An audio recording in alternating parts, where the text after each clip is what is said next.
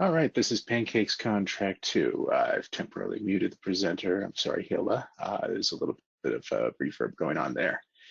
PancakesCon Track 2, and this talk is, cybersecurity job interviews and card magic. So that should be fascinating. This is Hela Lucas. This is not her first time speaking to an audience, but it is her first time in a webinar. And bear with me just one second. Hey, there we are. So, cybersecurity job interviews. Hela is on a mission to create resources to prepare for cybersecurity job interviews. When I was preparing and revising for my interviews, half the time was spent collecting resources rather than developing my skills or learning new things. I want to break down this barrier for newcomers to the industry and show them the basics of what they need to know in order to get those first jobs and internships in the industry. Followed up with card magic. I've been doing card magic for about 5 years on and off. This talk, terribly sorry about the chime, this talk will teach a few methods of card handling, basic moves you will need to learn to get started, and to point people to resources for learning more. It will be best experience if you have a deck of cards you can use to follow along with. However, that's not 100% necessary. So without further ado, please welcome Hela Lucas to PancakesCon. Over to you. Hi. Now I'm going to play my slides. Cool. So, yeah, welcome to my talk. Thank you so much to the organizers for organizing this. It is really an honor to present at PancakesCon. I'm super sad I didn't have any pancakes today. However, I'm sure I will make up for it very soon. So this talk is, or the first part of this talk is the talk that I wish I had seen about 3 years ago when I started applying for my first internships within cybersecurity. As it was mentioned, I spent a lot of time preparing for interviews, and in a kind of macro sense, I'm kind of wanting to make sure that cybersecurity has the same resources that software engineers have. In terms of recruitment and interviewing. So I don't know if anybody has ever seen a software engineering recruitment process, but especially at kind of college or university level.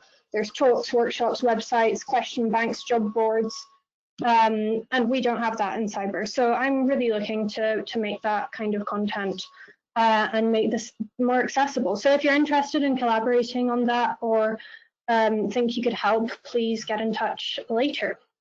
So, without further ado, this is the agenda.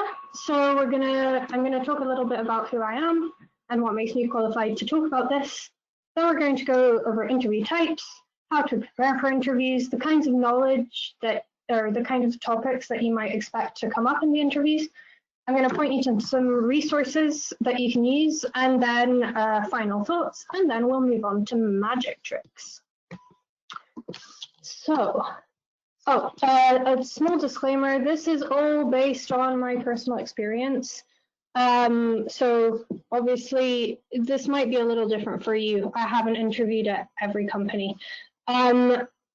This does not reflect the views of my previous future employers or my university.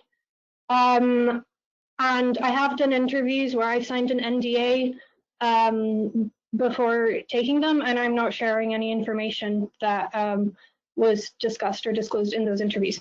And one other thing, I do have a slight blue team bias, so I have worked as a security engineer and in threat intelligence. So this is, yeah, if you're looking to get into pen testing, I might not be the best person to talk to, but I will share some resources for that as well. So, a little introduction to me. I am a fourth-year cybersecurity and digital forensics student. I graduate in December of this year at Edinburgh Napier University up in Scotland.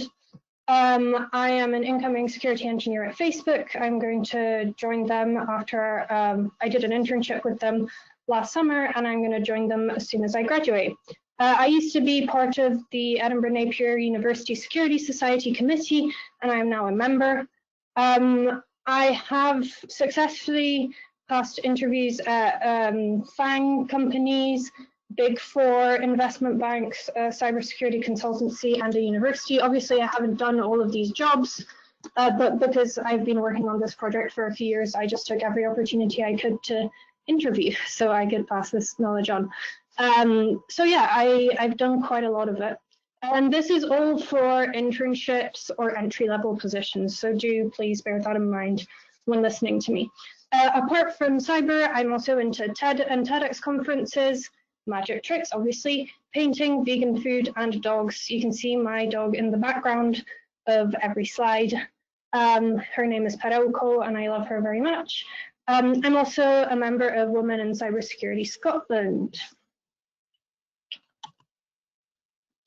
Oh, next slide, please. There we go. So these are the types of interviews that I have come across. I will be diving into a few of them. I will not be covering screening, behavioral, experience-based group interviews or assessment centers. There is lots of resources out that, about those elsewhere, and they're not really necessarily specific to cyber in my experience. But do bear in mind that these are things that you may need to look at when preparing for your interview. So it's not always just going to be technical questions and that's all. There is going to be a lot more than just that. But yeah, if you would like resources for any of those, please let me know. I will be talking about technical interviews and coding interviews and a little about offer negotiation as well. But before I go into those in detail, I'm going to do a little bit about interview preparation. So let's say you've got a date for your interview, you're a little excited. I want to share what steps I think you can take to maximize your chances of getting the job. The first step is don't panic. I found these things very, very stressful, and I know that a lot of people do. Yeah, so the number one thing I think for me was learning to manage stress. And that's actually something that's quite individual to everyone. So I really recommend spending some time and reading up on how to do it and figuring out what methods work for you. But the other main things that you can do for interview prep is practice, practice, practice, and know your stuff. So in terms of know your stuff, I found that with each subsequent interview, I've done better. And that's because the best way to learn something, in my opinion, is to just do it. And this is a really kind of big chicken and egg problem for entry-level people in cybersecurity, because how do you get good at cybersecurity for your first job if you don't have that first job, right? So in my opinion, the best way to do that is to do side projects, do some coding on the side, watch some DEF CON talks, attend conferences like this. Use Udemy, Coursera, maybe contribute to open source. You could also find a mentor and ask them to help you. Play CTS, do some talks. In general, just gain experience in any way you can, and you can really get creative with this kind of thing. My first experience in InfoSec wasn't really to do with a job specifically. It was just to do with some side projects. Yeah, but this portion of things does get easier the more internships or jobs you do. So don't worry, you will get better. And then the second thing is practice. So interviewing, in my opinion, is a skill in its own right. So I know people with loads and loads of knowledge that can't really communicate that well. And I think that puts them in a real disadvantage in terms of interviewing, because that's one of the most important things. So I think the best way to practice for interviews is to identify the types of questions you think are going to be asked, and then to practice with your friends. And yeah, just make sure that you're able to say what you want to say, because I at least find that even if I have the knowledge, speaking about it is a totally different story. If you don't have friends that you feel comfortable practicing with, you can reach out on Twitter to the cybersecurity community, and I'm sure you'll find somebody to help. If I can help, I will. Just tweet me. But obviously, I might not be qualified. So I'm sure that we can find somebody who will be willing to practice with you if you need it.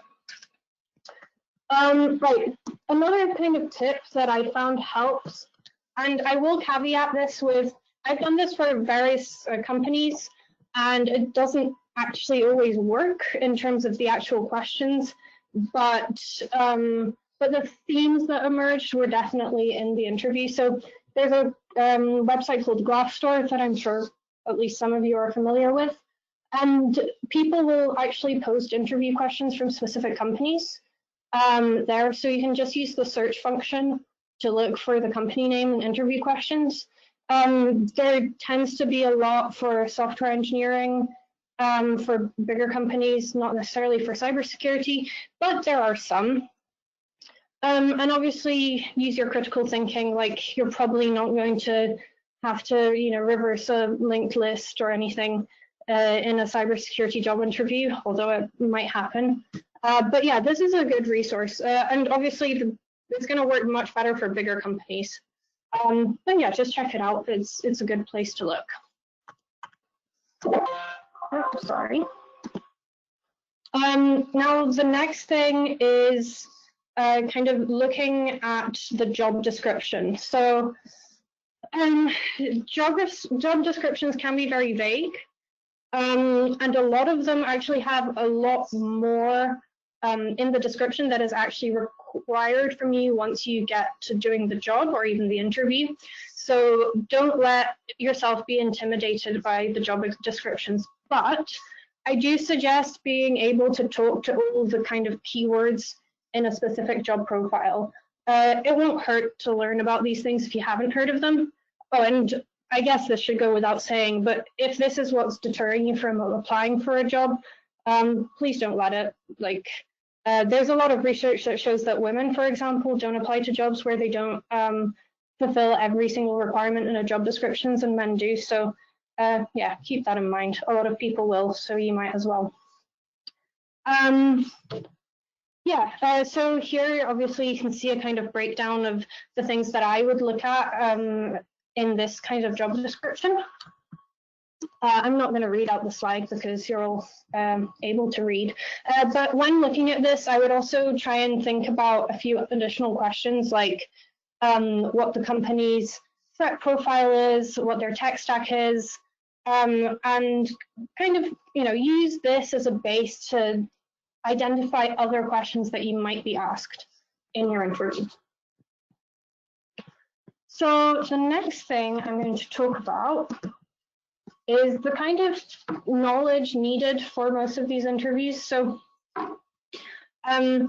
this is nowhere near perfect, but in my experience, all of these topics will probably come up at a certain point in the interview.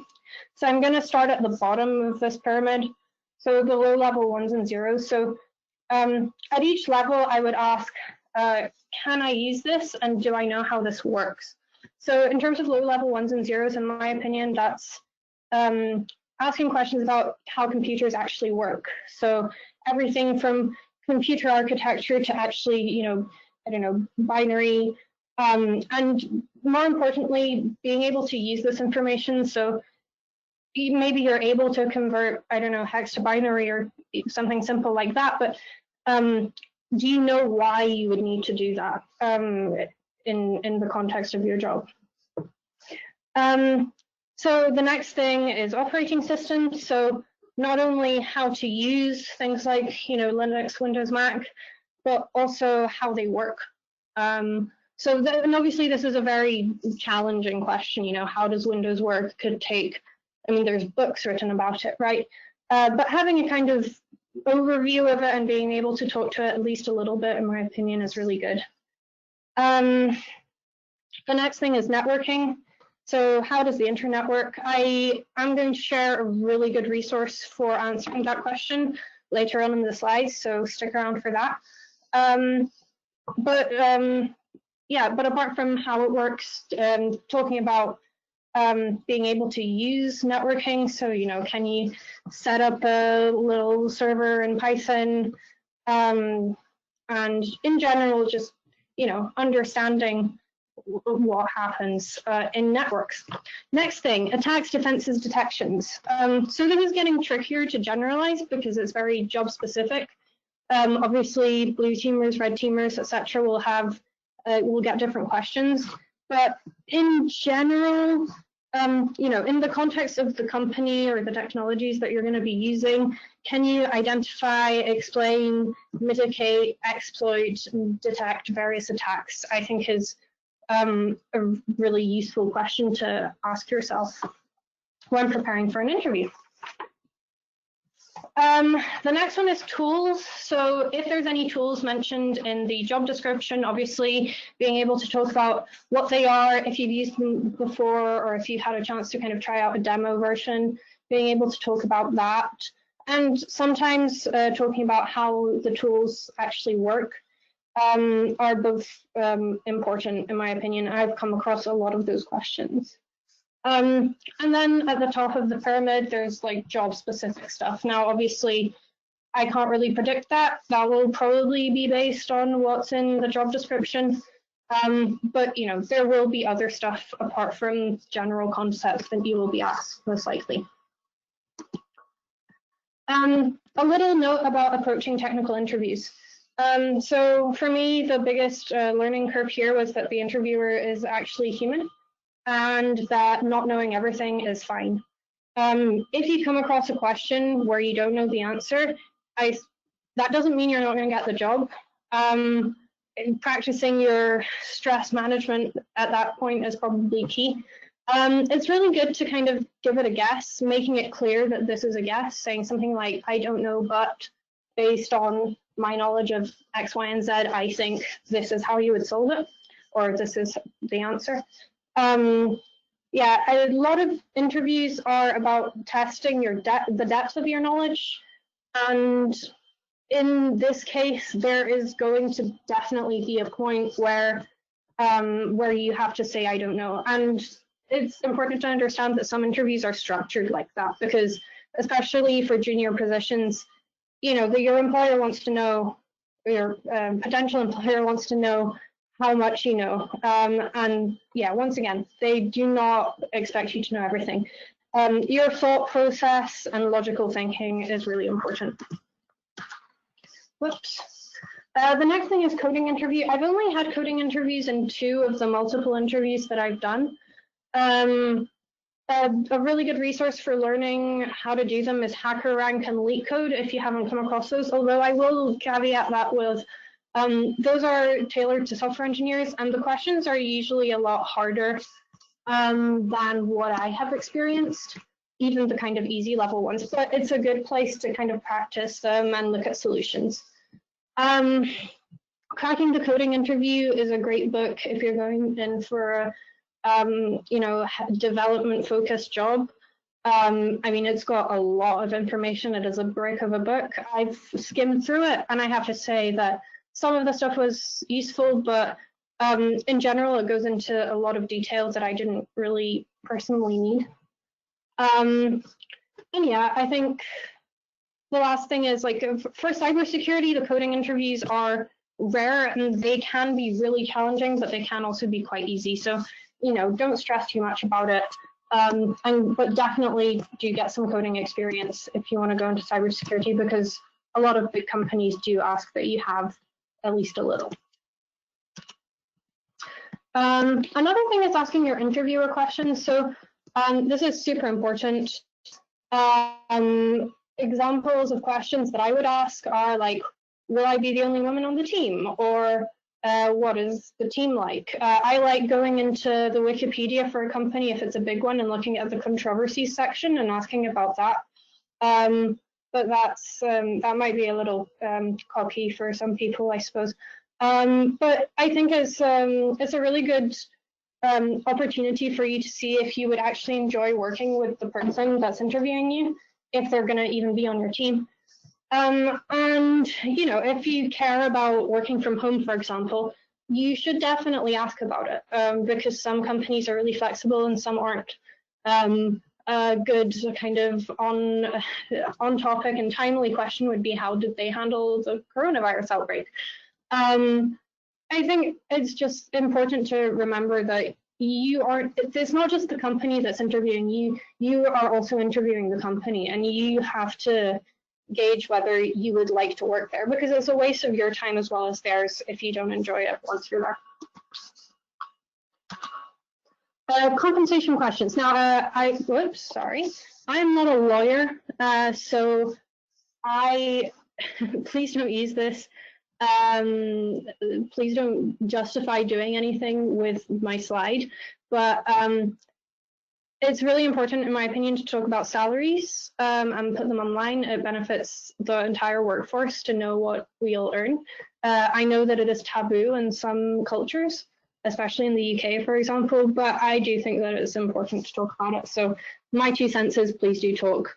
Also, in the UK, it's illegal for a company to tell you that a salary is confidential under the Equality Act of 2010. Some companies do. I personally have chosen not to work for a company that did that. Yeah, I think it's really important to know your rights. In terms of kind of, asking for a salary, it's always good to ask the company to give you a range first. And if that doesn't work, find a trusted peer or mentor to speak to. And I encourage negotiating, but it's good to have another offer if you are going to negotiate. Now, resources. All of these links, if you would like to scan them with your phone, please do. Otherwise, hela-lucas.com/links will have links to all of these. So the first question bank is just a list of technical interview questions. The 7-day preparation planner is kind of a cute little planner of things that you should do on various days when you're preparing the week before an interview. Then I've got a non-technical question bank. LTR, Learning the Ropes 101, is a book by Andy Gill. This is a cool little primer to red teaming jobs. I read it. I think it's a really good resource. It wasn't that relevant to the things that I was being interviewed for, because it's mainly for pen testers and offensive security professionals. But if you're into that side of things, definitely check that out. And you can get that for free or for a donation. So yeah, it's a good resource. And then the last one is What Happens When. This is the resource I was referencing whenever I said I was talking about networking. This is a great place to learn about how the internet works. Answering that question is difficult, but reading through everything that's in that GitHub repo is a really good way to start. So, yeah, final thoughts. Bring water to your interview. I think that's super important. I've forgotten to do that a few times and it wasn't good. Minimize stress on the day. So, come early, prepare your clothes in advance, etc. It's easy to forget these things, especially if it's your first interview. But just ensure that the only stress is coming from the actual interview, not from any external factors if you can. Learn to manage stress. I've already talked about that. The more interviews you do, the better you will be. So I've done a lot, and I've definitely noticed that my confidence has gone up, and I've gotten a lot better at asking questions. So in my opinion, if you can, you don't want your first interview to be for your dream job. So yeah, I think it's really important to do as many as your time allows for. And yeah, remember that the worst case scenario is that you interview somewhere else. So with that, magic time. So I'm gonna try and turn on the camera. There I am. Now I really hope that people can see me. Is there any way I can find out if it's working? I'll just go ahead and ask, can anyone see the camera at this point in time?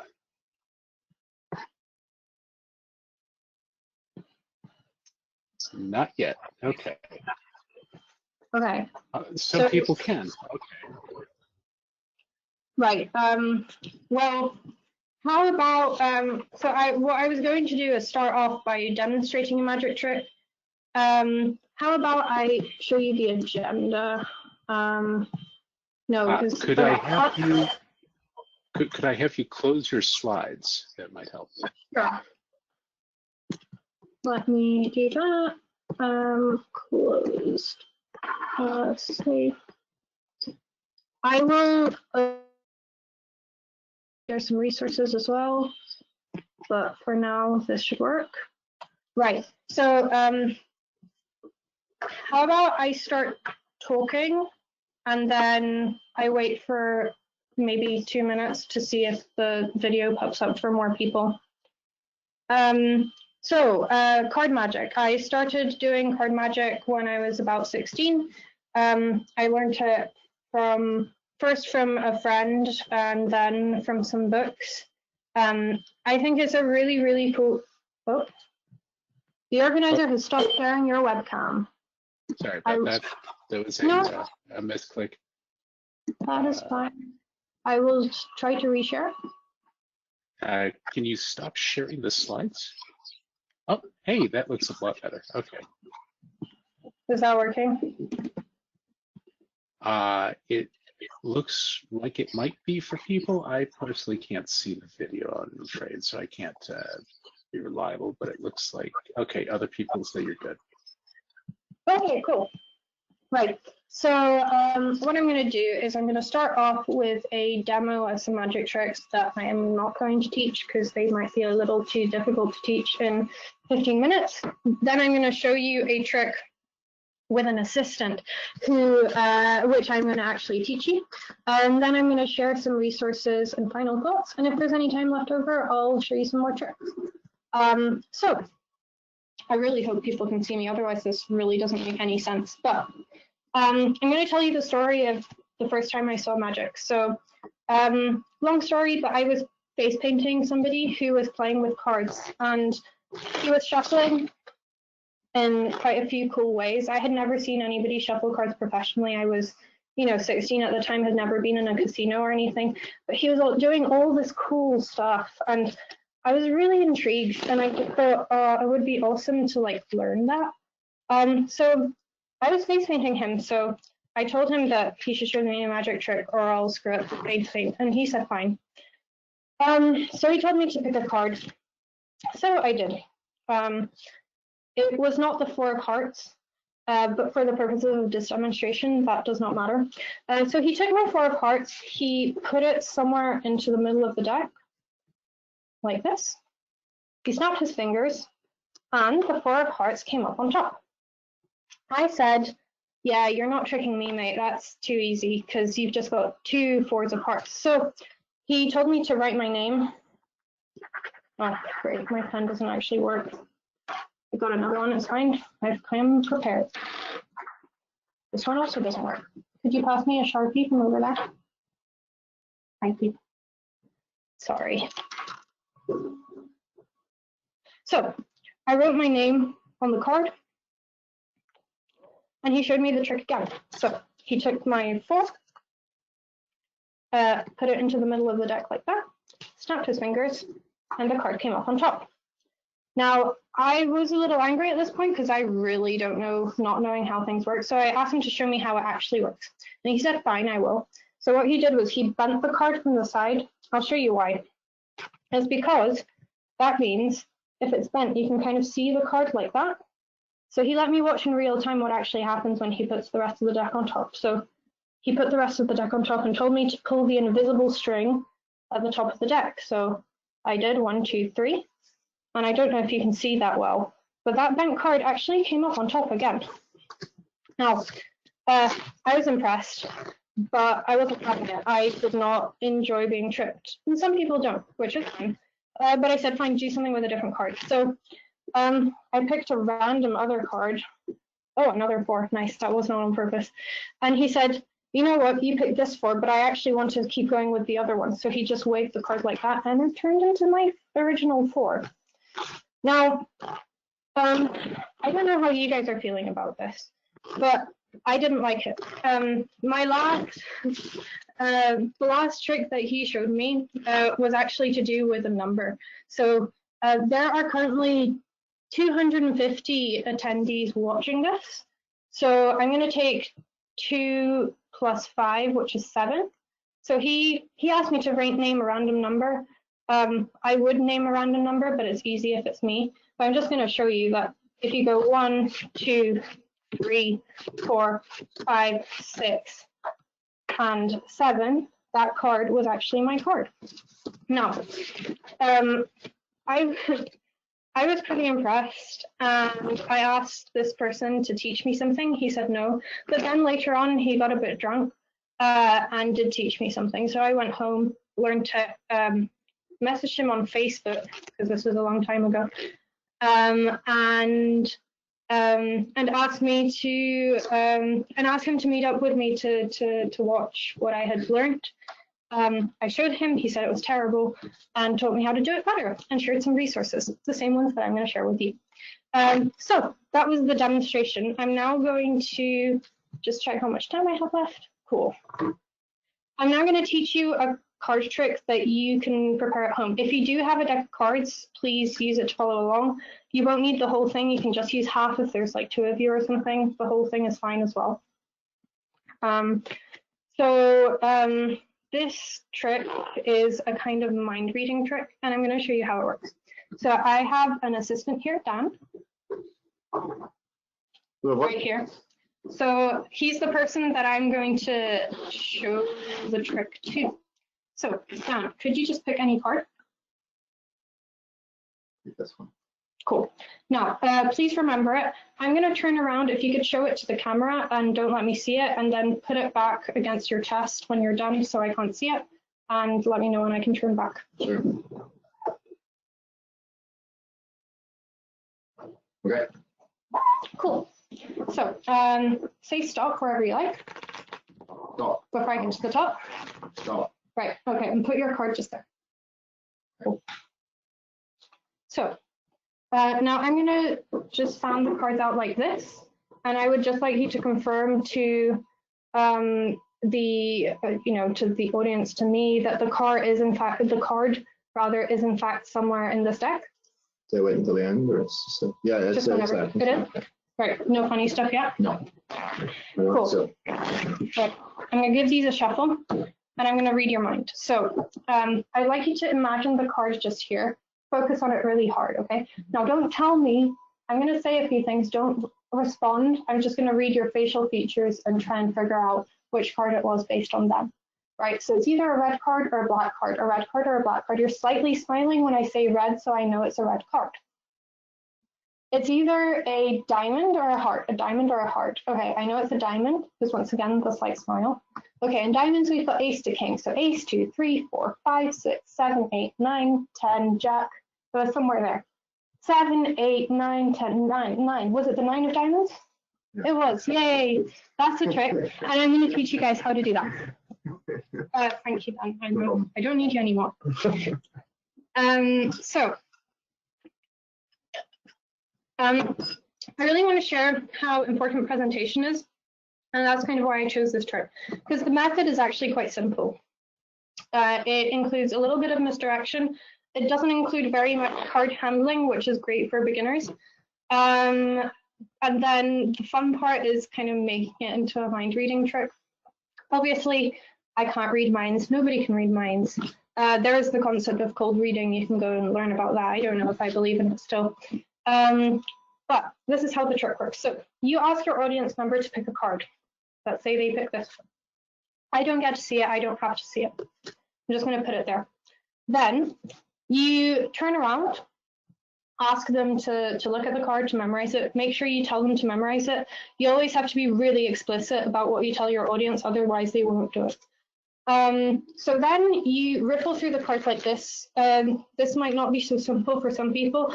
I recommend holding the cards like so. So thumb over here, fingers like this. If you've got smaller hands, you can use bridge-sized cards instead of poker-sized cards. That's just a wee tip. But hold the cards like this and use this finger and this thumb to grab them there. And then use this index finger to kind of riffle them up. You can also do things like this or this, but that's too difficult for now. So just do this and tell them to say stop wherever they want. So they say stop here.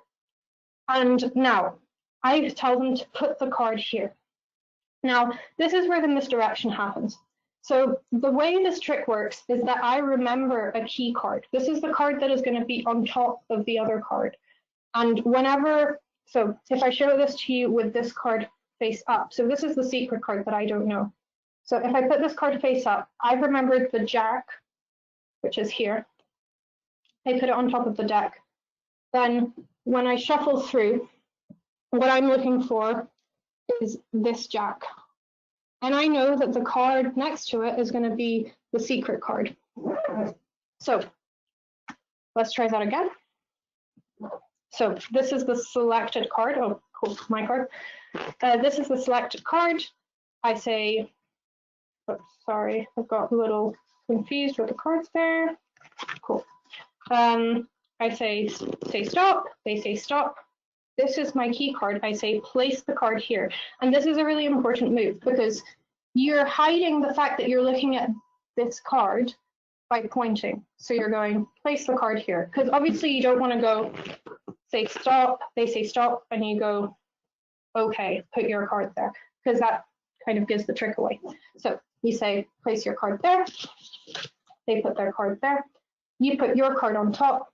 Now, if you're a little advanced, you can now shuffle in a way that will not disturb those cards in the middle. So a way you could do that is using an overhand shuffle where you take a bit of cards from the top, all of the middle cards, and then just shuffle the rest of them, something like that. But you can learn all about that in your time if you want. And then you're just searching through the cards and looking for your key card. And I know that my key card is the 5 of spades, so I know that the 4 of hearts is then their card. So what I've done at that point is, and I asked them to verify if the card is in the deck, right? Because your audience is always suspicious of what's going on. And all I need to do is find out what card it is that they picked. So at this point, I know what the card is. And now it's completely up to me how to play the mind reading thing. If you want, you can just take that card out and show it to them and say, that's your card. But that doesn't really build suspense and magic, in my opinion. So a better way to do it, sorry, I'm just checking the time here. A better way to do it is to kind of put on your mind reading hat and, you know, really go all out with the theatrics. It's up to you how you can do it. You can use a pen and paper. You can do what I did. You know, you can hold up red objects and black objects. It's really up to you. Right, I've got 4 minutes left, so I'm gonna switch over to my slides again. Let's switch off my video. Can I find out if that's working? I see slides now. Cool, right. So yeah, these are the resources that I recommend. So in terms of free resources, 52 Cards and Disturb Reality on YouTube are really fantastic for teaching tricks. These 2 books, The Royal Road to Card Magic and Expert Card Technique, are kind of the standard in terms of learning magic. I really recommend The Royal Road to Card Magic. It's the book that I started with. If you are going to buy it, please buy from, you know, not Amazon. I think it's about £12, which is what, $15 or something like that. You probably can find a free version somewhere. Not that I'm advocating for it, but if you are strapped for cash, you know, there are ways. Expert card technique is also great. I would start with the Royal Road first, though, and the Royal Road is really like standard. I think anybody that's interested in learning magic should read that book. And most importantly, practice what that book says. If you are rich, you can also buy the video version of The Royal Road to Card Magic. I've heard it's fantastic. I have not bought it because it's about £90, which is, you know, over $100. So not for a student like myself. You can find links to these things at hela-lucas.com/links, which you can see in the bottom left-hand corner of the slide. This study guide, again, the study guide. Again, this is in links. I didn't make this. This is something I found on the internet. I didn't use the study guide when I was learning. I'm not sure if it was around at the time, but it's got a really good list of kind of basic techniques and shuffles and stuff like that that you can learn. If you're into this, I would really recommend using the study guide and then buying the Royal Road to Card Magic, or doing both at once. The study guide covers some of the stuff that the Royal Road does. A question I get a lot is, what cards do I need? So the cards I'm using are bicycle cards. You will see a lot of magicians using these. The reason is that they've got a very nice kind of coating, which means they are easy to fan and to shuffle and to kind of manipulate. You don't have to use these cards by any means. You will find the card handling a little easier if you do, I think. One thing to note, if you are a student like me, you can also get the bicycle seconds, which are like the factory seconds. They are significantly cheaper than the standard ones.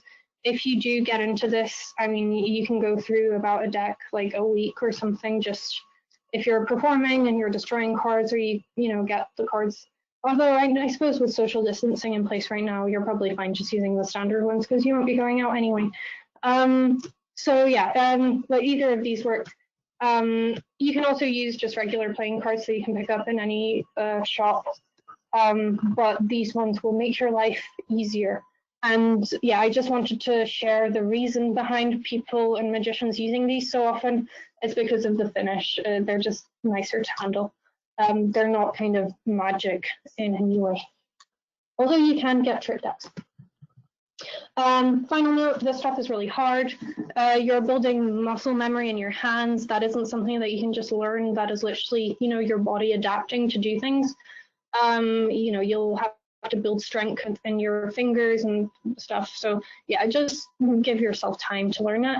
I really recommend practicing presentation in front of a mirror and then on willing humans. It's easy-ish. Oh, it's difficult to learn the tricks themselves, but then it's a whole another level of difficulty to learn how to present them in an entertaining way. It's not something that I have really practiced that much, but the really good performers also know how to make the most simple tricks into something that will blow your mind. Watch the masters. I've listed a few there. I think they're great, and if you're just sitting around practicing, watching somebody that is really, really good at magic is very motivating. A lot of places will have local magic groups, but obviously right now is probably not the best time to join them. But yeah, there's the International Brotherhood of Magicians. Yeah, Brotherhood, sad. Oh well. The Magic Circle, University Societies, and Meetup.com all will have local chapters in, or at least some of them will have local chapters. So yeah, I recommend those. If you can at this time, support your local magicians and magic shop. Haven't really figured out how, especially your local magicians, maybe pay them to teach you or something. But yeah, this is going to be a really hard time for the magic community because it's difficult to do the stuff over video. And if you're not a cis man, this is your space too. Like women in cybersecurity are scarce. Women in magic are even scarcer. Like, it is really bad. So yeah, please feel welcome to be in that space. It's really important to have representation. So I am out of time. And yeah, thank you for your time. I can take some questions. I think I've got a few minutes. If there are any, please find all the resources under links. And yeah, that's my dog. Yeah, there's just a couple questions. One is asking, do you like Kim or Copeg cards? One more time, sorry? Do you like Kim, Kilo Echo Mike, or Copeg, Charlie Oscar Papa Echo Golf cards? I'm not familiar. I assume those are brands. I'm not sure what that means, so pass. I'm sorry, I don't know. These things do have it. And there's someone else saying something about wax braiding. Does that sound familiar? Wax braiding. That might be to do with the finish on bicycle cards. It sounds like it could be what those cards are covered in, but I'm not sure. Okay, I did get clarification on the prior question. Apparently, those kind are made from a plastic composite material rather than being the standard playing card type. Oh, right. Okay. Yeah. So plastic cards are great if you perform outside because they are more resistant to like water and stuff. But yeah, for kind of inside and practice and stuff, paper cards are a lot friendlier and they hurt your hands less as well, which is nice. Right on. All right. Well, thank you very much for presenting. Very informative talk. And you did have your Twitter handle on there earlier. So thank you very much for presenting for us at PancakesCon in track 2. And I'll flip the video and start setting up for the next talk. But at the moment, you're all set. Thank you very, very much. Thank you. Bye. Alrighty. So, PancakesCon